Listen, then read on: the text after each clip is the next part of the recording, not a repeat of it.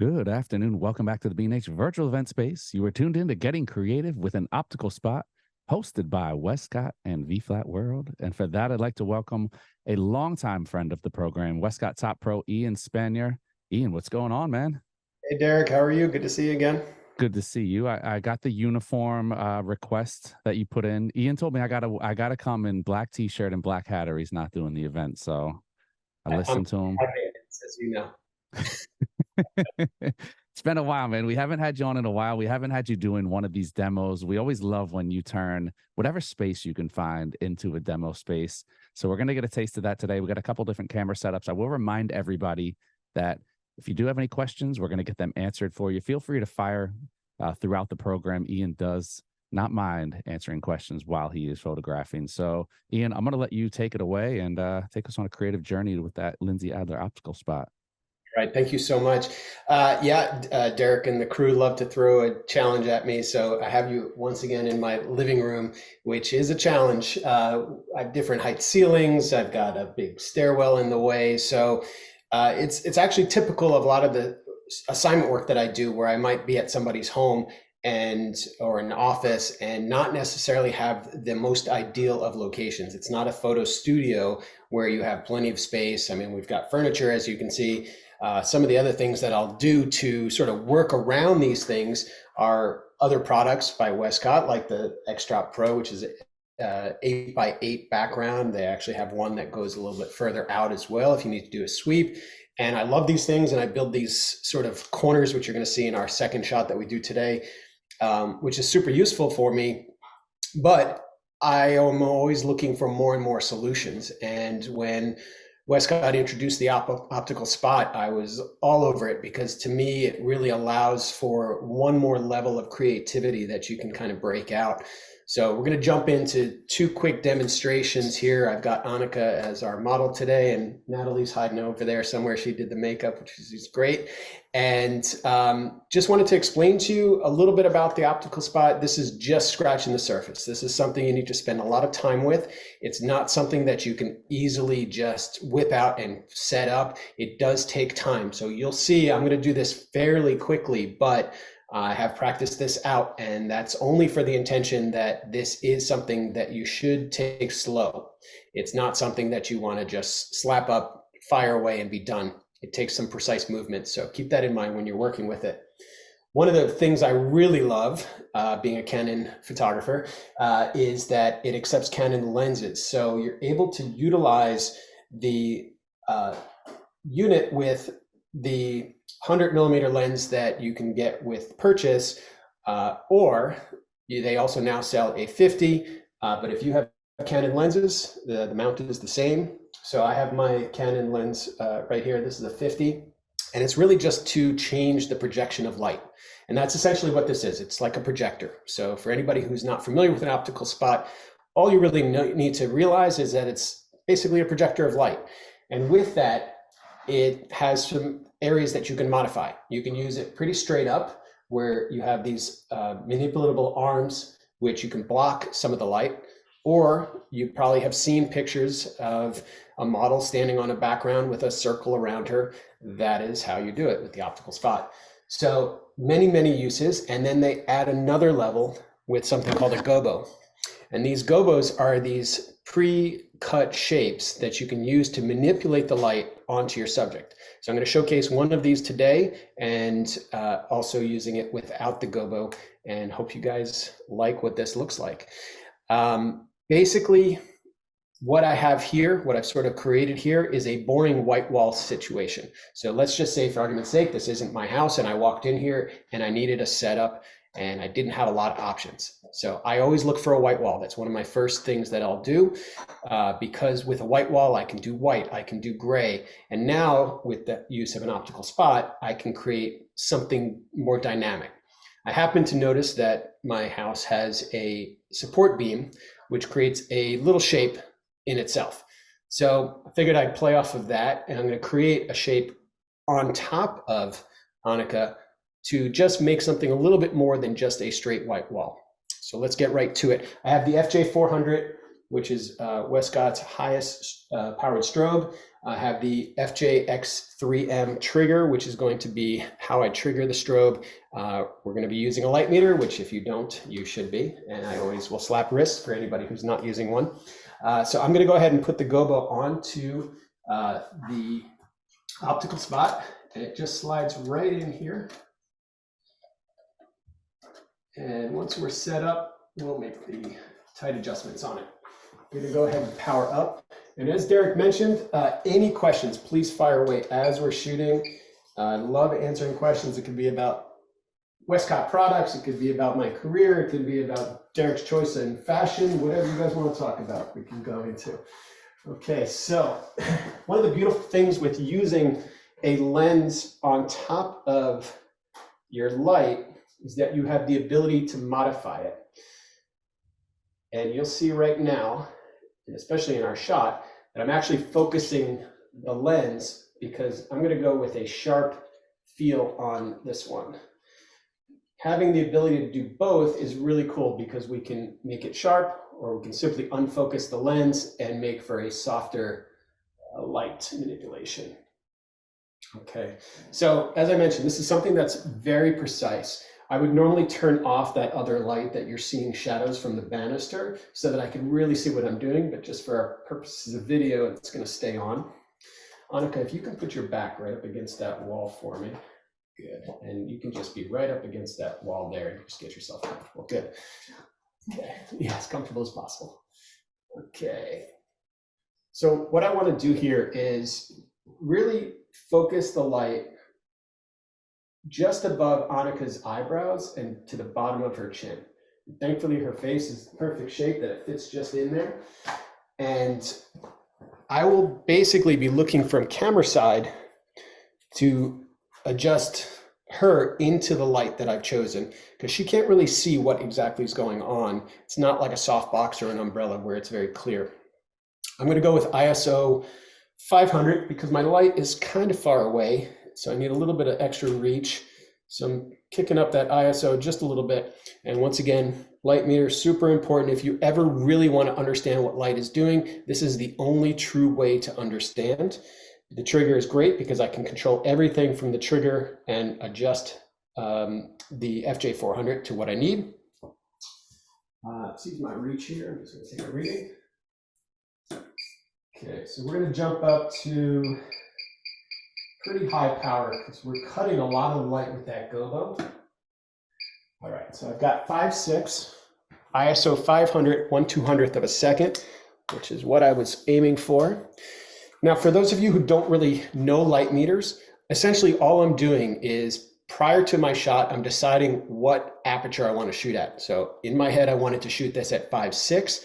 So I am using the light meter to read the power of that strobe or natural light or whatever the case might be, an LED, to get to 5.6. And I can manipulate that through the inverse relationship of shutter speed. And I can also do it through ISO. So knowing that at ISO 500, I can get 5.6 out of that strobe, I know that's where I want to be. Okay, I'm going to go ahead and put this on camera. You're going to see the images come up, hopefully, onto that iPad that is facing screen, and it is live, so we should be good. Okay, Annika, so that's perfect. Let's bring the hair open on the left side of your face just a little bit.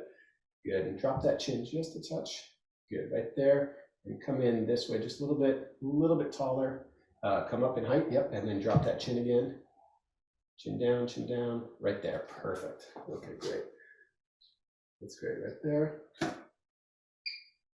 All right, fantastic. Okay, so it's a little hard to tell on that screen because it's making adjustments for it, but I know that my exposure is spot on. The reason I know that is because of that light meter, which is why a light meter is so important. So right out the gate on camera, I have an image that is perfectly exposed, and that's essentially only because of that light meter. A lot of photographers are doing it guesswork. They're looking at the camera, they're making the adjustments there. At the very least, you should be looking at a histogram on the camera, but the most ideal way to work at it is through a light meter. All right, so that looks great to me. So let's just fire off a few frames. We're gonna review these images at the end. So I'll make sure to kind of cut with a little maybe 7 to 10 minutes left so that we can look through these images a little bit more precisely. All right, so Annika, let's fire off just a couple here, just to get some options. Chin down just a bit there, a little bit more, right there. Once again, I'm going precise with where Annika's face is because I can see that light from this side and she can't see it as well. Chin up just a little bit. Good, right there, perfect. That's great, excellent. Now I've worked with Annika many times and knowing how she works and how she moves, chin up just a little bit. Great, right there. I know I can trust her. Usually I don't have to talk very much at all, but because this light is so specific, I'm just getting her to be fitting right into that light. Chin down just a touch. Great, right there. Excellent. Ian, how are you getting, it looks like you're almost getting like a rim light on her that kind of like outlines her. I don't know if we're seeing something off on the camera ranger, but how are you getting, it's like, it's almost like she pops, like you're getting some separation there that allows us to see a little better. So the thing that you're probably seeing is that the wall is going pure white. Now that's because of our strobe, right? It is a white wall, right? But what you can't see in camera 2, you see those shadows, right? The blind essentially that we created on her. But when that strobe goes, it is perfectly exposing the white and it's perfectly exposing the shadow and it's perfectly exposing her face. And because of that, 1, 2, 3 punch, essentially, when the image is on camera, and if I move away, you'll see it a little bit better on that cam ranger. It's essentially exposing the whites perfectly and exposing those shadows perfectly so that you're getting a proper exposure. And that light is hitting her straight on. So it's creating this sort of square of light is the shape that I would call it, not so much a ring light, and essentially just exposing everything perfectly. So every one of those whites is perfectly the same. Does that make sense? Yeah, totally. Great. All right, let's get a couple more frames here and then we'll move on to set number 2. We'll need you to stay just a little bit more towards that. Good, and come up just a touch in height and drop your chin just a little bit. Right there, a little too much, so drop. Perfect, right there. Good, chin up just a touch. Good. Now this is a challenge for a model for sure because it is so precise. So once again, this is not something you should do in a quick space. You really need to be doing something like this when you have time to do it. Chin up just a bit from there, a little bit more. Good, right there. Excellent. Because as you go later on to review the images, you'll see those little imperfections, just that drop of the chin where the shadow comes across the chin. If that's not what you want, then you're going to have to move on from that as well. Can you see it all right? Yeah. So it's something that normally I'd have the cam ranger near my model so that she can react to what she's doing and see exactly what she's doing, especially for something this precise. Just for the example point, I'm going to defocus this lens now and show you guys if, let's say, it wasn't really working for us to have those hard lines. Now a softer line might be something nice to try as well. So just like you focus your camera, I'm just basically softening the shadows now. That's great. Excellent. And so now it really feels more like the blinds from a window. Now, if these are too spread apart, you can change lenses. If it's too spread apart, you can change gobos because there's other options.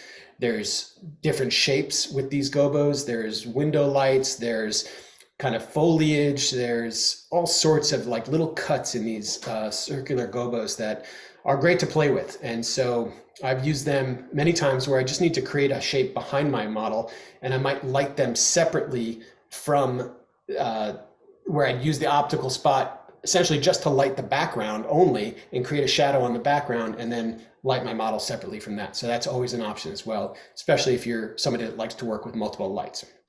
Derek, any other questions before we move on to set number 2? No, nothing right now. Great. So I'm going to have Annika change. And while she's changing, I'm going to describe how I'm changing the light in this second setup. Thanks, Annika. Okay, so for set number 2, I wanted to kind of create a different scene altogether. So we're going to move into the 8x8 X-Drop Pro background that I set up earlier. I'm going to put my light to sleep, which is again on the trigger, which is a great tool on the FJ400 and all the FJ series from Westcott, because it allows you to put, actually, Annika, one more thing before we move on, sorry. Almost forgot. Can you come back real fast? Too late. Too late? Do it real fast. You changed already. You quick change? 2 minutes. 2 minutes, okay. Sorry about that.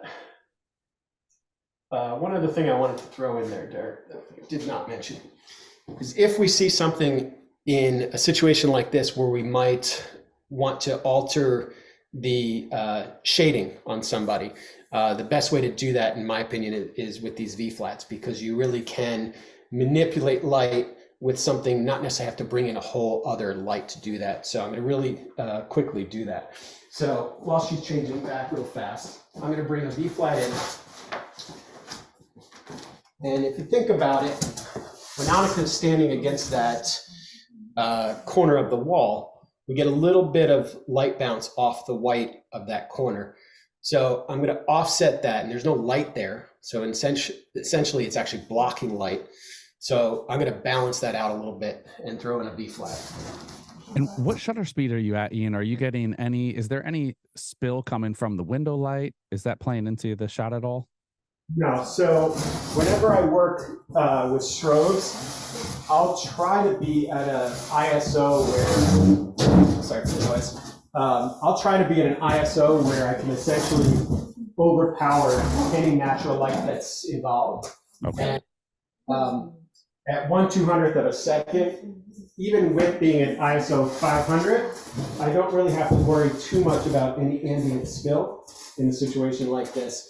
Okay. So that's something that I'll take a close look at when I do my first frame, just to make sure. It's actually what I just missed with that V-flat, that I should have looked at that first frame a little closer. It's hard that it's facing the other way on me, but essentially I'm going to look for things like that to make sure that window light's not coming into play. If I'm in an office where I can't turn off the overheads, that's something else that I'm going to try to make sure that I don't make a mistake and allow those to get into frame.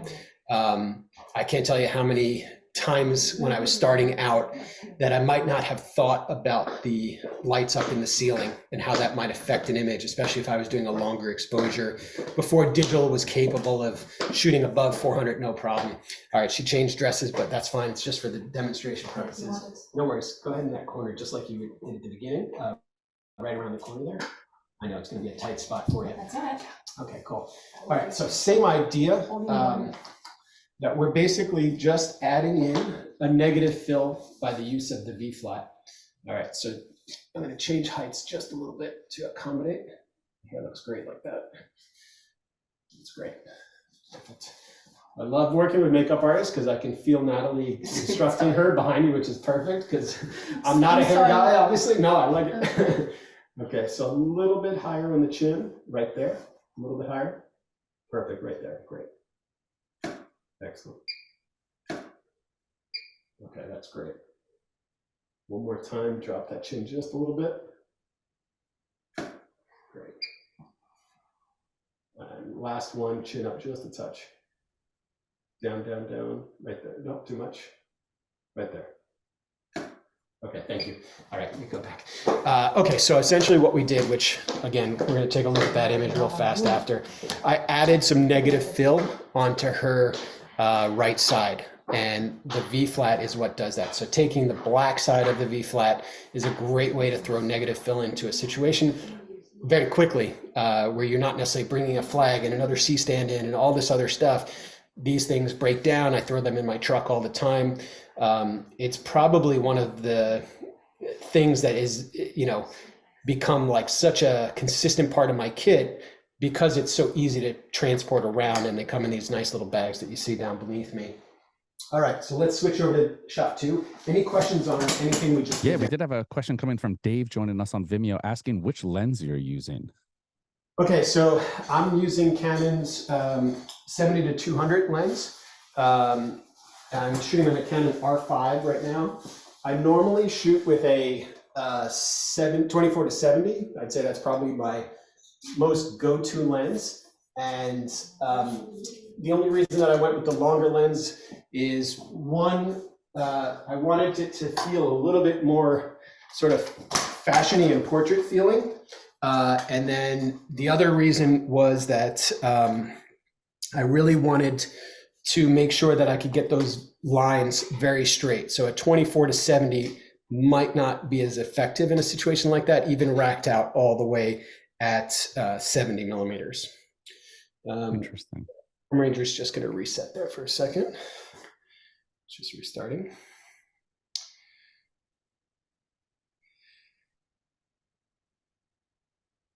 So quite often, if I'm doing portraits, I will make that decision that a lens has a feel just as much as light has a feel and everything else. And it's super important to think in your head, what do you want to say with your lighting and your lens in conjunction with each other, because they really do work together in the story that you're telling that day. I'm going to go ahead and move this V-flat. And the V-flats, for anyone who doesn't use V-flats, I mean, if you follow Ian on Instagram, I always say this, you're great with taking people behind the scenes into how you accomplish all the shots that you do, and you work in some of the tightest spaces I've ever seen. But the V-flats, it's awesome when you're not using it as a flag or for bounce. You can use it as a backdrop for a simple headshot or a tightly cropped photo. You can use it as a flag and bounce at the same time as you're using it as a backdrop if you just fold it out. They're super versatile. Yeah, the owner of the company actually has recently been posting these sort of fun portraits that he does, where he creates what he calls a lighting cave, and he essentially takes a couple of V-flats and then throws something over the top, and the over the top creates like a little space that the model can sit within, and within that space you get this beautiful light from everything else that spills in, and it's just this very nice clean light, that something you could do like a portrait at noon. Great solution to a tough situation when you have bad lighting, and now you're taking all the other lighting out and just creating this little cave with this beautiful light coming from the front. So that's a really cool little technique. I actually have one up on my site where I did it with strobes. So if you want to check that out, it's a bald guy smoking a cigar, but it was a fun lighting project because it was taking a page from the great Albert Watson, where he talks about going into a studio and removing every lighting element and then creating his own. And that's really what the theory is behind that. Okay, connect here. Okay, we should be good. All right, there we go. Okay, so shot number 2, we're going to create a scene. And this again kind of goes with that idea that you might not have the most ideal scenario when you walk into someone's home or an office or wherever the case might be. So the X-Drop Pro is a great solution in itself. Lots of different options on backgrounds. This is a sort of cement wall kind of feel. I've got 2 different ones, and I use these in conjunction with each other quite often. But again, taking it to another element, I'm now going to create sort of the feel of a window coming from wherever, off camera. So using the optical spot, basically all I'm doing is using the adjustable arms on the side to take that circle of normal light that is there and changing it into a shape to be projected onto this back. You can't see it because of the LED that we've got up over here, so you're going to see it in the final frame. The other thing that I'm going to do, I don't really want to go with gray. So because of the sort of mood that I'm creating, I'm going to put a light behind the backdrop and utilize the ceiling as a spread. So normally I would use an umbrella or a softbox to do a light above or behind my background, anything like that. So instead, all I'm doing is taking a bare head and I'm firing it into the ceiling, and I put a blue gel on it. Similar, I think this is from like 1990. I don't know. I'm just kidding. I wasn't shooting in 1990. Maybe 1996 or 96. You got that at Party City? I think so. Yeah. The original B&H over on 17th Street. Yeah, right. To be honest. So I'm just taking a blue gel out of this pack, and I attached it on FJ400. Obviously, you can't see me once I step behind this background. But I'm going to walk back here, and I'm just using a reflector, nothing else. And the other beautiful thing about these strobes is that you can assign groups to each and every one. So this is going to be a different group from the key light, being the optical spot, and that allows me to control it individually. So I'm going to take some readings here. So I'm going to stay at ISO 500. And Ian, for the optical spot, is that exclusively for the FJ400, or does that work on? I believe we'd have to actually check that with Westcott, but okay. I'm a brand guy, so I like my brands. I don't stick other lenses on my Canon either, but I believe that they make other mounts for all of their softboxes. So my guess would be there's probably an ability to manipulate them. Cool. Okay, so group C is going to be my light behind the background, and I want it to be really subtle. The other thing is that I put a blue gel on it. I want that to be a little saturated, so I'm going to intentionally go very low with the amount of power that's going to come out of that. I'm going to still shoot at 5.6, so I know my key light's going to be 5.6, and so I want this to be maybe, I don't know, 1.4, maybe 2.0, somewhere in that range. And I'm just going to read right off the ceiling. And it looks like I pulled it up. It looks like there are a bunch of different mounts for that. We're going to drop a link there for the Lindsay Adler optical spot, so you guys can check out all the options available. Okay, thank you for that. I would think so, because like I said, all their soft boxes are able to be put on other mounts. I know that they come, I think it's the Bowens mount is the what it comes with from factory, but I know that you could put them on ProPhoto and other products like that. Okay, so right now I've got a reading of about f1, so we'll see how that looks, and if we want to change that at all, we can always change it. And my key light, definitely don't need it to be full power, so to bring that power down, it's 282. Any questions on light metering? I'd love to answer questions on light meters because I can't stand that people don't use them as much as they should.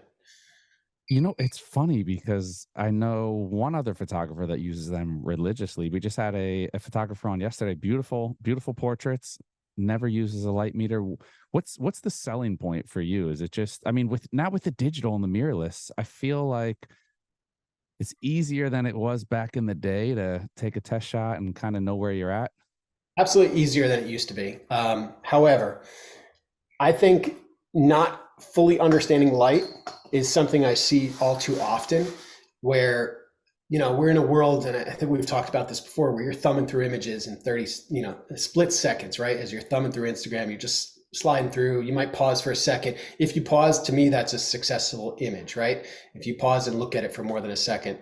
However, if you really start to look at an image, then it comes down to, is it really lit well, or is it just sort of close, or is it this, or is it that? And I've seen, many, many photographers' portfolios over the years, and what you'll see is an inconsistency. So not right out the gate, I'll say consistency. That's perfect argument for it. If you want consistently good exposed images, light meter is going to help you with that.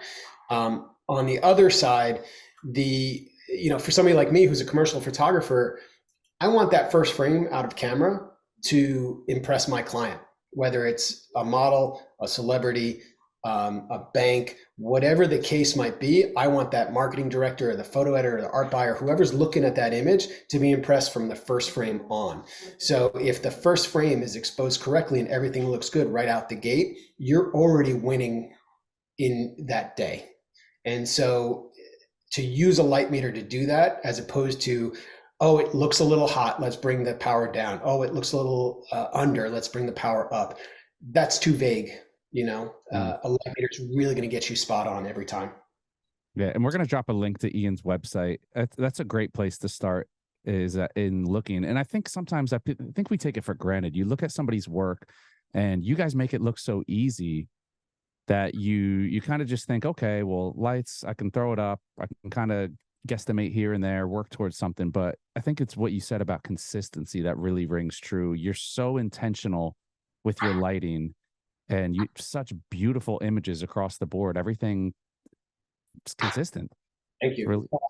Yeah, I think it comes down to the hard lesson that I learned very early on, which is, being somebody that photographs a lot of different subject matters, a lot of people were confused by that. And so what didn't really take place, and I actually wrote about this recently, that it took quite a few years to get to this place, but then I finally got to this place where I realized that there is a consistent message, and that consistent message is through lighting. And even though I might shoot a celebrity one day and an athlete another day and a banker another day, or whatever the case is, even if it's a coffee cup, there's still a consistent thread in my work, which is always going to come through lighting. So that becomes my story. So when somebody gives me that opportunity for the 2-minute elevator pitch, thing, I'm going to go at it and say, what do? I do portraits, whether it's a coffee cup or a celebrity or an athlete, whatever is in front of my camera, it's a portrait, and it's all about the lighting. And that's really what it comes down to. Totally. Okay, so last touches are being put on Annika. I'm going to have her stand in our spot right here when she's ready. And while you're doing that, we did have a question come in from Dave joining us on YouTube. Which light meter you're using? So I've always used Sekonic since day one. I think I had my first one, which I think has now been replaced by the 358, L358, I think it's called. But when it was 258, and I had that light meter for, I think, like 18 years. And then I finally moved on, not because the light meter went down, but only because I needed one with a spot meter on it. And so I upgraded to the one that had the spot meter. And I'm currently using the one that has a spot meter and also has the ability to read light levels in high-speed sync. Okay, so Annika, very specific light here. Mm-hmm. So I'm going to have you rotate towards me just a little bit. Good, right there. And you're going to look this way. Yep. Let's go top of your head, tilt just a touch there. Perfect. And let's bring the hair out of your face just a little bit. Good. Kind of bring it off that left side of your face more. Yeah, that's where all your light's going to be coming from. So often when I work with models, I'll also be talking to them about the light, explaining to them where their light's coming from so they have a sense of it. Annika acts as well. So acting is key for me because then I know that they're very accustomed to moving in a certain way in order to make the best of a situation. So I'll often explain my lighting to models so that there's a kind of understanding of where things are coming from. And then of course I'm there to guide them as well if they don't get it. So, all right, so I'm going to have your chin down just a little bit and looking down to here. Perfect, right there. All right, so we've already done our reading. So we know our exposure. We just checked camera, 200th of a second, 5.6 at ISO 500. That's great. All right, so we'll see how this looks. Okay, so we got a little bit hot. Part of that could be, we know that our meter was dead on, but we also know that Annika's not the tannest person in the world. I think she said to me once she has baby where she used. So I always take that into account. So I'll do one of two things. I'll either take a remeter or I'll just make a quick adjustment from camera, knowing that with her skin being the color that it is, I could probably live about a half stop below whatever I read. So I read 5.6 on the strobe with the light meter. So because of the FJ X3M trigger, I'm able to make the adjustment from camera as I need. Well, I don't lose my camera ranger here. So very easily, as you can see, hopefully. So 5 clicks, that's 5/10, that's a half stop. So I'm gonna bring down a half stop, see if we like that exposure better. It's great right there. Okay, cool. So super dramatic, very dark, moody, all that stuff. Great, but what if maybe it's a little too much? Maybe it's a little bit too dramatic. So once again, we can use a V-flat for a situation like this. So if I was in a bigger space, I might use light to do this, but in a small space, this is a really easy way to manipulate some light and essentially fill in some of those shadows. So I'm gonna put the V-flat back up. This time with the white side facing in. I am in tight quarters here, so I'm gonna and not want to block my lens. The other reason for that sort of longer lens, I know I'm blocking part of my camera there. The other reason for that longer lens is to be able to bypass some of the things that I'm limited by in a small space like this. I'm going to go ahead and set this FJ400 up. Once again, it's a different group, so I'm able to control it individually. When I do these readings, I'm putting the other lights to sleep so that I can make sure to read each light individually. Okay, so C is off.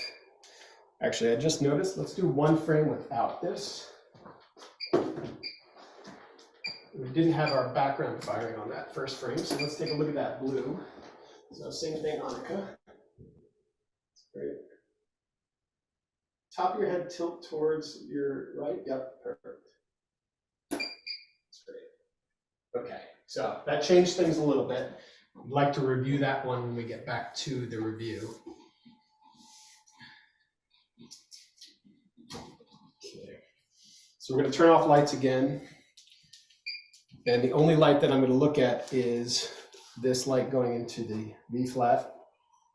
Bring it a little bit closer. And for something like this with a fill, again, I'm not going to want it to match my key light because I still want that drama. I just need a little bit of fill in the shadows.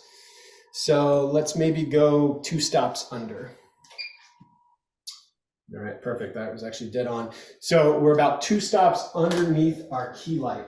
Now that ratio is super important. And the reason that ratio is super important is essentially what it's going to do is allow for some light to fill in the shadows, but not too much that it overpowers the key light. The key light's being the most important one here. Now, normally in any situation, I'll read with all lights firing just to make that up, make sure that I'm still on. And in a case like this, these are all very specific lights to some degree that I don't have to worry about that fill light filling in the key light too much. I'm going to come down a little bit on that key light still. Okay, so now we're just under 5.6, but I'm still going to shoot 5.6. Any questions with that? Go ahead. Natalie's going to jump in and do powder. So normally, as I said, these are things that we want to take our time with. I'm going through this very quickly, so we'd be very precise in any normal situation. All right, so let's take a frame there. So we're still at 5.6. Same spot, Annika, tilt that head back. Yep, perfect. And right from there, let's go eyes to camera. Beautiful. That's great. Good. Let's fire off a few here. Little changes with your hands if you want.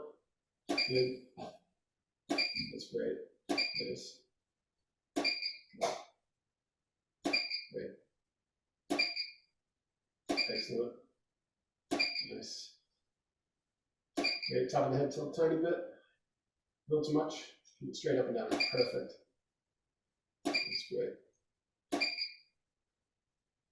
Nice. Let's do one with the hands just behind your back. Both hands behind your back. Yeah. Tilt, turn a little bit away. Yep, perfect.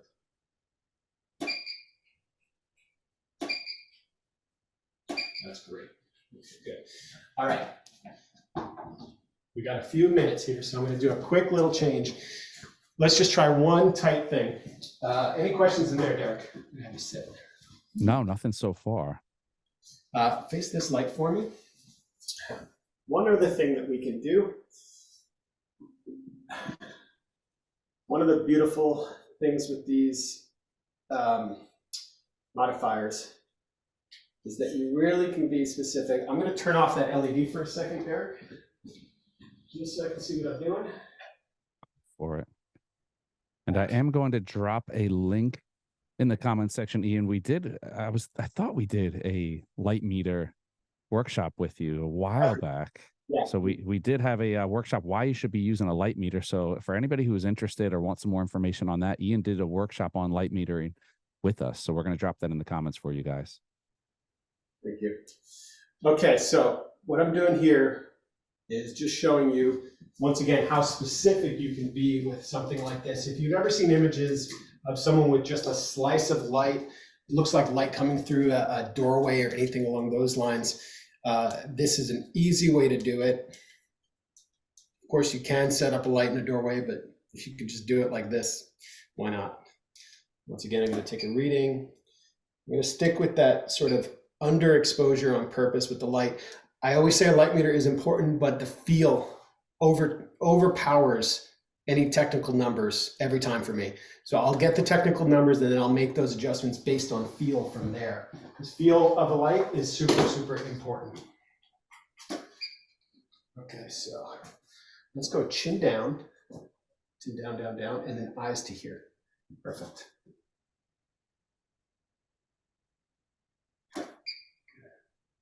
Beautiful. That's great. Eyes up a little bit where you're looking. Yep. Perfect. Chin down more. Good. Nice. Good. Now I have the other lights off, but I'm going to try one with the blue light firing just because I think it would be kind of cool. All right. Good. That same spot. Good. Bring that hair open a little bit on your left side. Good. Nice. That's great. Good. Okay, great. All right. All right. So, great job, Annika. Thank you. You guys can step off set for a second. I know she saw it. Okay, I'm going to grab a card reader real fast so that we can pull in, and I'll share my screen, and we guys can review these images real fast. Awesome. Awesome. Yeah, I was going to point out the obvious to everybody. What we're seeing on the CamRanger there obviously is going to be different than the actual results. That was just to kind of give you guys an idea of what Ian was shooting while he's in the act of shooting. So one of the beautiful things with the advancements in everything is how fast things are. I'm going to take this CamRanger out of the way. Now, I do stress this was a very quick way of doing this, not to make an excuse or anything like that, because I don't think we need one, but more so to just say that this isn't a normal way I would shoot. You know, I normally would shoot much slower in a situation like this. I would take my time just to make sure that everything is done in a way that we can, you know, really make sure that the light's where we want it and everything is, you know, precise, I would say is probably the best word I can use. I'm going to quickly pull these images down. Do you ever shoot tethered, Ian? Very rarely. So I've been using CamRanger since its inception. And part of the reason for that is really that I just find cords drive me crazy. It's why I love the FJ400s and the other FJ series, because everything is wireless. You can plug the FJ400s in for AC power and run it off a wall power as well, which comes in very handy, especially if you're shooting at full power. But I would say as a whole, I really try to have no cords around me. I just don't like them. So the solution of a CamRanger was pretty good to me. There is the exception of sometimes I'll be on an ad shoot and we have clients looking at, you know, multiple screens, if not just, you know, the one screen with the digital tech running the screen. And in those cases, I will be tethered just because it's an easier way to do that. Awesome. All right, so let's get in here and just gonna start these.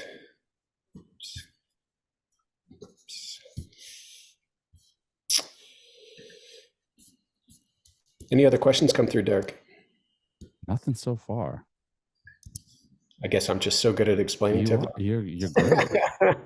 You got it down to a science now. I remember early pandemic when we were struggling to get the live demo, and we've come a long way.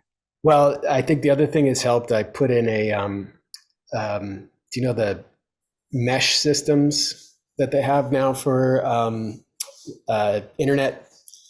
Oh, no. It basically extends your Wi-Fi in the house. And so I put them in around the house so that I would get more coverage, because I think part of the problem was that the CamRanger works off Wi-Fi as well.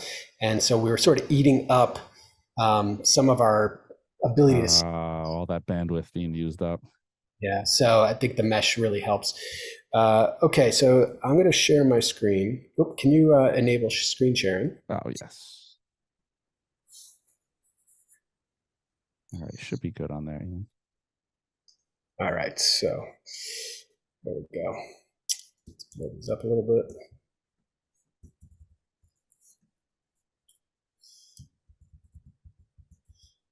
Okay, so once again, first frame out the gate, we have our good exposure. And that's very, very important. Let me just switch. We're looking at both RAW and JPEGs here.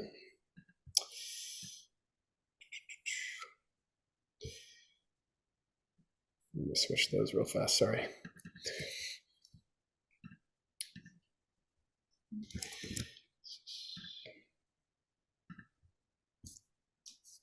And while we're doing that, we did have a question come in from Sonia joining us on YouTube.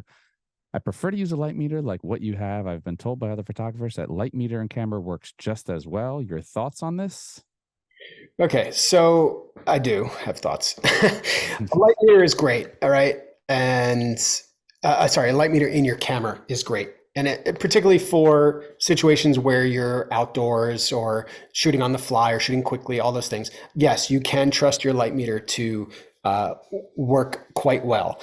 But I really would argue that a light meter is going to put you in a position of truly understanding individual light as opposed to generally what's going on.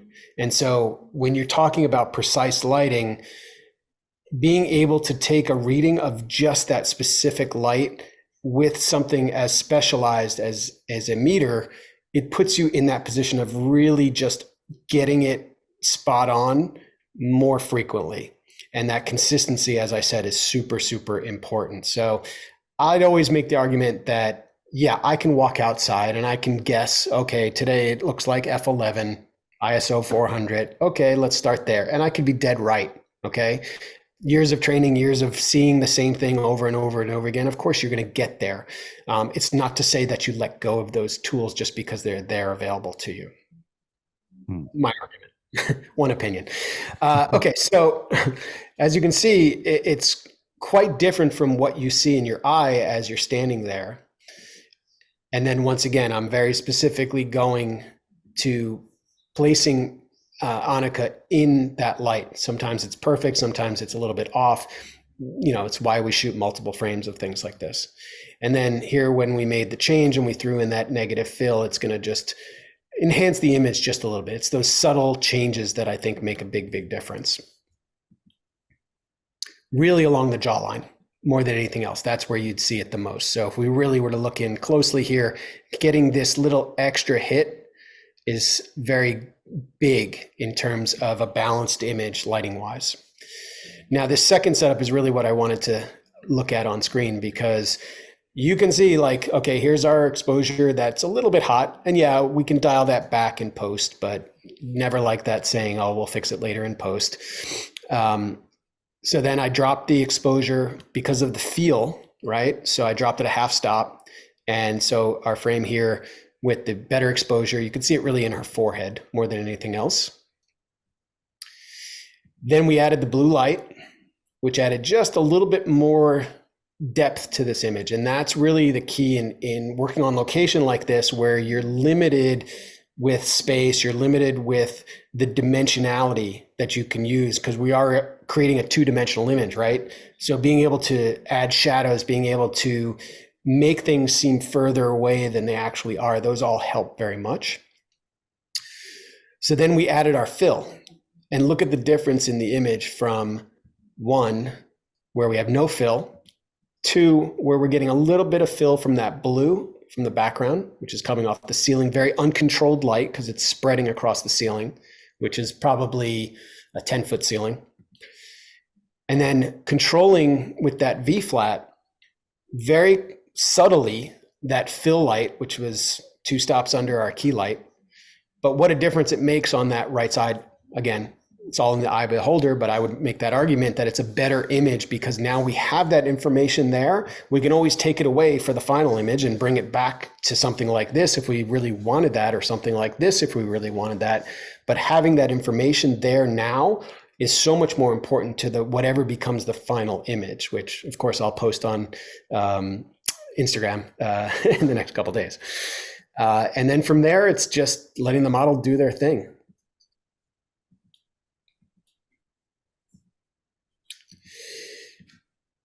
Moving in and out, you can really see if she moves out of position, how much that gets affected. You can see in this frame that I have highlighted right here. So keeping an eye on that, which is why I turned that LED off in this case, because I wanted to be able to see. So ideal situation for this is in a dark studio, but you don't always get that option. So having the other lights taken away, I actually have, you can't see them, but there's some V-flats up against the windows in the back of my house to block some of the light so that I can see a little bit better. So she had moved out of that light in that space, and we definitely wouldn't want that. So then we got her back into the spot, which is great. And then here's where I took the more dramatic light. We moved the arms in, really focused the light. Again, it feels like what? The sun, which is all we're trying to do. We're recreating things that the sun does naturally in an artificial environment. And that's the beauty of using modifiers like this. So this to me feels very much like a sunbeam coming through a window or something along those lines. So if that was the story I was trying to create, she directs movies and writes films and stuff. So if I was doing a dramatic piece for a magazine, this might be a kind of portrait I would make with her. And then I added in the blue light just to give a little bit more separation from that background. Obviously we can turn it up or turn it down depending on where we want to go with it. Once again, if she's directing a horror movie, maybe this is something I would do to sort of give a vibe and help tell that story, drive that story that we're trying to tell for the day. Any other questions? I think we covered a lot very quickly. We did. No, we did. And I'll remind everybody, if you do have any questions, make sure to get them in now. We won't be here all day, but it's great how versatile this is. I mean, you've showed a range of looks, and I'm sure given the time, you could probably take and add another 5-10 different looks and vibes and feels by getting creative with what you have there. Absolutely. And I think, the more I'm using a product like this, I'm seeing that there's other things I can do with it as we go, and really starting to see that, creatively, especially if you're just out to have, a loose day with a model where you're kind of creating something artistically, it's fantastic. And then those are the things that I take those notes on. I think we didn't touch on this, but I always like to, this entire, day, just like I've done from day one of my career, is scripted. I put this in way before we're here. And the reason I do something like this is I love to go in with a plan, and then, if things get messy, at least I have a place that I started from and I can move on from there. So I've kept these notebooks of my lighting schemes for 20 plus years at this point. And I think that the thing that comes out of these artistic days where you're sort of playing around with a new modifier, you can come up with something, and then having those notes, you can recreate it. So if I get the assignment, let's say, 4 months from now to make a dramatic portrait, here's something that I can do, and here's a modifier that I can use to do it. And again, if I know I'm going to have 30 seconds with a celebrity, I might not choose this as my modifier unless this is the first shot, and all I have to do is say, okay, come here, sit there, boom, done. And that's it. And now we're going to shoot the other picture, and I'll maximize days. If I have 2 minutes, I'm going to try to do 2 setups every time, just so I can get the most from my client every single time. How much do you normally have? I mean, what's the standard amount of time that you have for a shoot, or average, I guess you would say, and then the average size of the space that you're shooting in? There's too many variables to answer that straight up. I've had as little as, 18 frames with Jeff Bridges. That was it, which I would constitute was about 2 minutes total. And I've had 9 hours with Morgan Freeman. So it's like, you really can't tell. Most things these days, given how savvy most celebrities are, especially with social media and content being king, you're going to get your time. I recently shot Brendan Fraser right before the Oscars, and we had an hour arranged.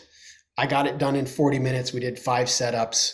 It was a whirlwind. We were in a hotel room in Hollywood, and I scripted out those 5 sets with my assistant, where we were shooting one. While I was finishing up that shot, he was moving a light to second set. I would shoot that set. He'd move to third set. I'd move to third set. He'd go fourth. We did it like that. So a very, very efficient way of working. Something I sort of, like as my sort of specialty, I would say. You can stick me in that hotel room and I'll create 5 different scenes. Other cases, I'm in a big ass studio and no problem. We got all the room in the world. Quite frankly, I find that a little boring. I like the challenge of the shorter ceilings. I like the challenge of the sort of not perfect day, because those give me more sort of what I call tricks in my bag. And those things help me down the line, going out on set to shoot in the sun and it's raining, going and shooting what's supposed to be a foggy day and the sun is out and now it's noon and you've got light overhead. What are you going to do? How are you going to solve these? Again, I call them challenges, not problems. I call them challenges, for a reason. I like overcoming challenges. I don't like having problems. Yeah, you're so cool, confident, collected. I'm over here just getting anxiety for you, thinking about, not even the 8, man, even 9 hours with Morgan Freeman. I'd be stressing out for 9 hours, and you're just like, yeah, whatever. I feel like I've never seen you shoot in ideal conditions. It's always like you live for like a shoe closet with a flashlight and turning it into something. It's kind of fun. But I think if you wear the black hat and the black t-shirt longer, you'll start to just kick stuff out. I can't even fake it. I got my dumbbells behind me. I got to do more curls. I got to get way more experience under my belt, and I got to have way less anxiety because you're way too cool in these situations. And I guess that comes with the experience, right? I mean, you've seen it all. You've shot everybody. You've been in every situation. Is there a time where you get nervous or where you're like, yeah, it's going to be a tough one? I've been asked this question a few times, like about celebrities, and I think the Bruce Springsteen would make me nervous because I'm like a tremendous Springsteen fan. But I also know that like when things are happening, I sort of just go into get it done mode, and so I guess I sort of thrive on that. Light the fires around me, and I'm good. I just don't operate on that level. I think I prefer to just be, nose to the grindstone. Yeah. You have that Michael Jordan quality where it's like some people want the ball in their hands when it's down to the final 5 seconds and you're down by a point. It's like, then some people are like, no, I've got to be in a comfortable situation. I feel like you thrive when the pressure's on, and it almost brings out a side of you that being in a huge studio with a cyc wall and everything you have at your disposal, it doesn't really tip the scales for you. I appreciate that. I actually do align this career a lot with being in athletics my whole life, and having that mentality. I sort of get the Rudy thing more than Michael Jordan because I'm not that tall.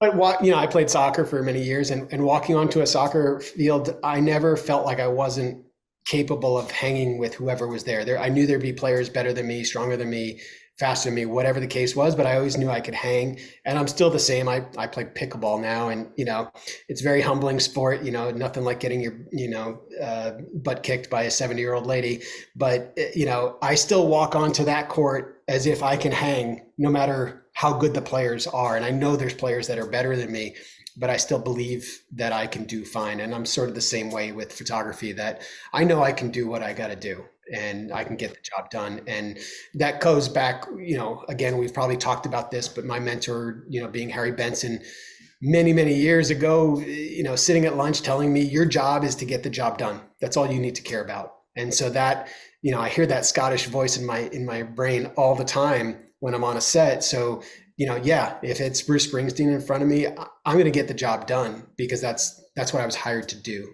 And that's the focus. Yeah. And I think you know everything. Sometimes you just have to break it down to, I know what I'm doing. I know where my light is coming. I know the look I want. I know how to get to what it's 2+2 at that point. It's not like you're doing trigonometry on the spot. You're literally just breaking it down to the building blocks. Absolutely. Photography is not calculus, right? There is some math involved, of course, but the reality is that it's a repeated process. And, when people ask me like, how do I take better pictures with my camera, being a SLR camera kind of thing, I'll always say, as long as you understand that inverse relationship or shutter speed and aperture, you're good. Once you have that down, everything else is just training your brain to think in these different ways, training your brain to say, I know what 5.6 looks like. So I want to shoot at 5.6. I'm going to get my light to 5.6 because that's how I want this to feel. And, you hear me use that word feel a lot. Light has feel, lenses have feel, camera has feel, composition has feel. Those are all the things that we're talking about. And those are the things that make an emotional quality to an image, which is what, when you do pause for that 1 second, when you're thumbing through Instagram, that's what you're responding to, some kind of emotional response that your brain is having to whatever's in front of it. Awesome. Again, my opinion. No, we love it. We love it. We love opinions here. I'm gonna have to bring you back on. I would love to do just like a dressed down interview style workshop where we just look at some of your favorite images and talk about it and just shoot the breeze on that. I think that would be awesome. I'm gonna let you go, but I have one more question, Ian, coming in from Dave on YouTube. Do you ever use anything smaller than the FJ400? I do. I was shocked at this, to be honest. I dragged these FJ400s down to the Dominican on a book I was working on cigars. And man, it was a chore. We had very little gear with us and we were really trying to maximize. We knew we'd have to overpower the sun in certain cases. And so we went with the big boys and it took up space in our bag. We only had carry-on bags and one check bag with some grip equipment in it. And then I had another assignment very similar and I decided to take the FJ200s with me. And oh my God, I could have taken 6 of them, which would have been amazing. We only took 2, and what we created are some of my favorite images of the year. And so I'm pretty new to the FJ200 series, but man, I love those little guys. They're really, really good. And because you can put them in the same modifiers, it's fantastic. You really can get away with a lot. You can even use the optical spot with it because there is an adapter that you can use to put it in the same housing. And then I even went to the FJ80, which is basically a step up from a Speedlight. And one of actually, it's an award-winning image that I took of an actress where I literally just made a rig with a Tether Tools magic arm and my camera, kind of like a fighter pilot's rig, I guess, and flash just above camera because I hate flash on camera personally. So it's above, a little bit higher than normal flash on camera. And the quality of light is just so good that all I had on it was barn doors and that was it. So it was straight strobe with some barn doors. And man, I just love it for a quick and easy setup. I just used it 2 months ago on a shoot in New York where I had to create like almost like a paparazzi type feel to an image for black and white, and super easy to travel with. Everything was in a backpack. I think we talked about before, I helped develop a 24-inch umbrella with Westcott for that very reason, that I wanted something that was so portable. You could just stick it in a backpack, get on the road and go and make portraits with one hand on your camera and one hand on your light. Again, on Instagram, you'll see some examples of stuff like that. That's awesome. Yeah, everything I've heard, the FJ200 is, it's basically for most people's needs. They probably wouldn't even need a 400. The 200 does. Yeah, most of the job. It's the size of a tall soda can. It's really crazy, and you get a lot of pops out of that battery. The batteries are so small, I carry 2 of them with me every time, and it actually has a great grid and magnetic gel kit that comes with it, and then there's this ability to just manipulate one strobe so many different ways and without carrying a bunch of modifiers and all that other stuff. Yeah, I gotta add it to my kit. I got the 400s. They work great, but yeah, sometimes you don't need all that. I'd rather trade some space. And I would definitely check out the ProGrip 2, which is their sort of, it looks like a little half a gun. You can mount your FJ200 or the FJ80 onto it and hand hold like a trigger, your light. Oh, And no way. somebody like you who does street, pictures, having that ability to just hand hold that light like that on a very solid base, which is a natural grip. It's really nice. Oh, wow. That does sound awesome. All right. I lied. I'm going to sneak one last question in for you. Favorite Westcott modifier? If I had to just take one modifier with me the rest of my life, Yeah, what are you deserted bringing? Springsteen CD. And I would say that the 24-inch beauty dish is probably my most used item. Okay. It's, for me, it's manipulable. And that's what I always look for in modifiers. I do a ton of stuff with just umbrellas because they're simple.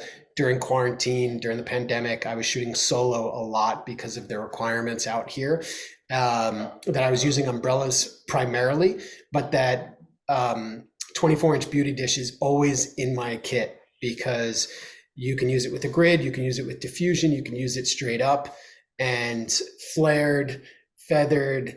I mean, so many things to do with it. You can warm it up, you can cool it down. There's just so many things, and it's just beautiful quality of light that if it's a man or a woman or whatever is in front of your camera, it's going to look good because of the way that this light comes out of it. Awesome. Ian, can't thank you enough, man. You always come and bring such a wealth of knowledge to the program. So we want to thank you for that. Obviously, we want to thank Westcott and V-Flat World for hosting today's event. And we have a whole lot of Ian Spanier on our channel. If you just go on YouTube, look up B&H Event Space, Ian Spanier. If you just Google Ian Spanier, you're going to get even more than that. So Ian, huge thank you. Always good seeing you, man. Thank you. And Thank to you. all of our viewers out there, thank you guys for watching. Thank Annika for standing in as a model, and Ian's whole crew over there. That is all we have for now. Another round of the B&H Virtual Event Space in the books. Catch y'all next time.